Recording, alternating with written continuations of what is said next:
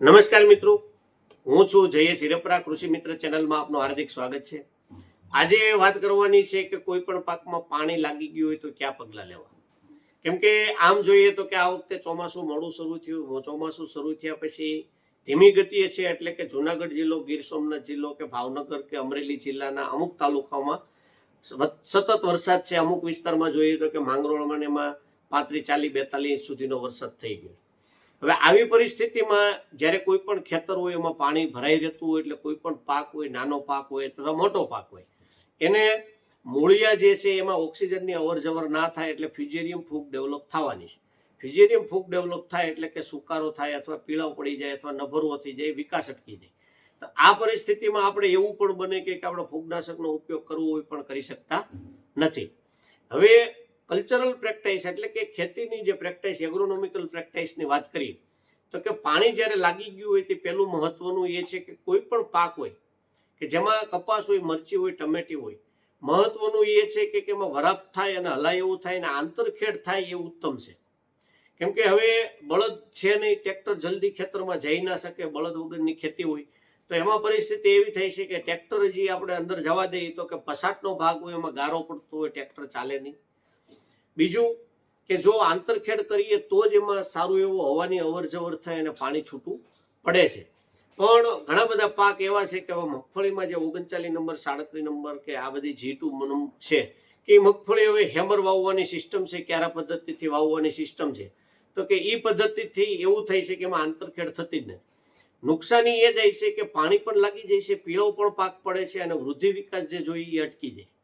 એટલે શક્ય હોય ત્યાં સુધી તો એવું છે કે જે કંઈ પાક હોય, મગફળી હોય તો ઓછામાં ઓછું 18 કે 20ની જાળીએ વાવેતર કરવું કે જેનાથી આપણે શરૂઆતમાં 2 થી 3 આપણે આંતરખેડ થઈ શકે, એટલે કે પાણી લાગવાનો ઇસ્યુ હલ થાય. બીજું એ છે કે જ્યારે વરસાદ બંધ થાય, બંધ થયા પછી 2 થી 3 કલાકમાં ખેતરમાંથી પાણીનો નિકાલ થાય એવી વ્યવસ્થા રાખવી જોઈએ. ઘણી વખત એવું બને છે કે એક ખેતરમાંથી બીજા ખેતરમાં પાણી નથી જવાતું, તો ત્યારે પણ એ ખેતરમાં પાણી ભરાઈ રહે, માંડ 2 થી 3 દિવસે સુકાઈ દે, પાછું એકાદું ઝાપટું આવે તો ભરાઈ જાય. એટલે ખેતરમાં એવી વ્યવસ્થા હોવી જોઈએ કે વરસાદ બંધ થાય, પાણી બંધ થાય એટલે 2 થી 3 કલાકની અંદર ખેતરમાંથી પાણી નીકળી જાય એવી વ્યવસ્થા હોવી જોઈએ. બીજું કે આપણે જેમ વાત કરીએ એમ કે આંતરખેડ. ત્યાર પછી ભેજ ઉડાડવા માટેના ખાતરની વાત કરીએ તો કે ઘણી વખત આપણે એમોનિયમ સલ્ફેટની પણ ભલામણ કરતા હોય કે એમોનિયમ સલ્ફેટ આપીએ તો એનાથી ભેજનું શોષણ કરી લે. પણ જો પાક નાનો હોય તો પાકને એમોનિયમ સલ્ફેટ હાર્ડ પણ પડે અને કડક પણ જમીન કરી નાખે. બીજું કે આપણે સલ્ફરની પણ ભલામણ કરતા હોય કે 80%, 90% કોઈ પણ પ્રકારનું સલ્ફર છે એનો ઉપયોગ કરવાથી ભેજનું શોષણ થાય છે. અને જ્યારે ભેજનું પ્રમાણ વધી જાય ત્યારે નાઇટ્રોજનનું પ્રમાણ હવામાં ઓટોમેટિક વધી જ જતું હોય છે. એટલે શક્ય હોય ત્યાં સુધી જ્યારે ભેજનું પ્રમાણ હોય તે નાઇટ્રોજન આપવું નહીં. એમાં સિંબીકુળની વનસ્પતિ જે છે જેમ કે મગફળી અને સોયાબીન કે તુવેર, આ પાકમાં નાઇટ્રોજનની બહુ ભલામણ છે જ નહીં. કપાસ હોય તો કપાસમાં આપણે 1 એકરે 10 થી 15 કિલો યુરિયા આપી અને વૃદ્ધિ વિકાસનું કામ કરી શકાય છે. પણ જો શક્ય હોય ત્યારે વરસાદી માહોલ હોય કે ભેજવાળું વાતાવરણ હોય ત્યારે યુરિયા જ્યારે આપણે આપતા હોય તો યુરિયા સાથે આપણે જો સલ્ફર મિક્સ કરી આપીએ તો જેમ કે 15 થી 20 કિલો યુરિયા 1 એકરે આપવાનું હોય તો એમાંથી 2 થી 3 કિલો 80% સલ્ફર જો મિક્સ કરીને આપીએ તો કે નાઇટ્રોજનને સ્લો રિલીઝ થવા દેશે અને પાણી લાગવા નથી દેતું. બીજું આપણે જો જોઈએ તો કે પાણી શોષણ કરે એવી ફૂગનાશકમાં પણ આપણે ભલામણ કરતા હોય કે ટેબુકોનાઝોલ પ્લસ સલ્ફર કે 10% ટેબુકોનાઝોલ, 65% સલ્ફર છે એનો પણ આપણે ડ્રેન્ચિંગમાં અથવા સ્પ્રેમાં ઉપયોગ કરી પણ એ પણ ભેજનું થોડું ઘણું શોષણ કરે છે. એટલે કે જ્યારે વધારે પડતો ભેજ લાગે એવું હોય અથવા વૃદ્ધિકારક થાય એવું હોય એવા મોલિક્યુલ નહીં વાપરી અને ભેજનું શોષણ કરે એવા મોલિક્યુલ વાપરવામાં આવે તો એમાં પાણી લાગી ગયું એમાં થોડી ઘણી રાહત થાય. પણ ખાસ મેં શરૂઆતમાં જેમ કીધું એમ કે જો આંતરખેડ કરવામાં આવે અને પાણી ખેતરમાં વરસાદ થયા પછી 2 થી 3 કલાકમાં નિકાલ થઈ જાય તો જ ખેતરમાં પાણી નથી લાગતું. બાકી કોઈ પણ પાક હોય એમાં પાણી ભર્યું જ રહે તો એનો કોઈ વિકલ્પ નથી.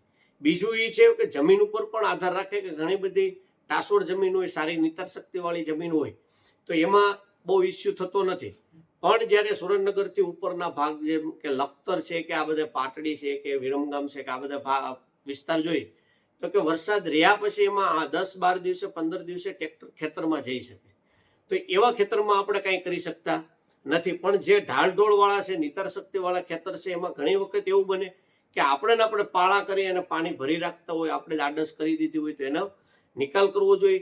બીજું કે ઓગન ઘણી વખત એવું હોય કે ખેતરથી આપણે ઓગન જે બનાવ્યું હોય તો કે ફૂટ 1.5 ફૂટ ઊંચા લેવલે કર્યું હોય કે પાણી રોકાય, પણ 1.5 ફૂટ એટલે કે ઘણું બધું થઈ જાય. શક્ય હોય ત્યાં સુધી ઓગન પણ ખેતરના લેવલે હોવું જોઈએ.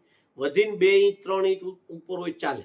જેમ વરસાદ રહી જાય એમ પાણીનો નિકાલ પણ જો ફટાફટ 2 થી 4 કલાકમાં થઈ જાય તો જ લાગતું નથી. બાકી ઓગનની પણ જો ઊંચાઈ વધારે હોય 1.5 ફૂટ ને એમ હોય તો એ 1.5 ફૂટ આમ જોઈએ એટલે કે ખેતરમાં 20-25 ફૂટ કે 40 ફૂટ સુધી એમાં પાણી ભરાયેલું રહેશે ને એટલા ભાગમાં છે એ પાણી એમાં લાગી જતું હોય.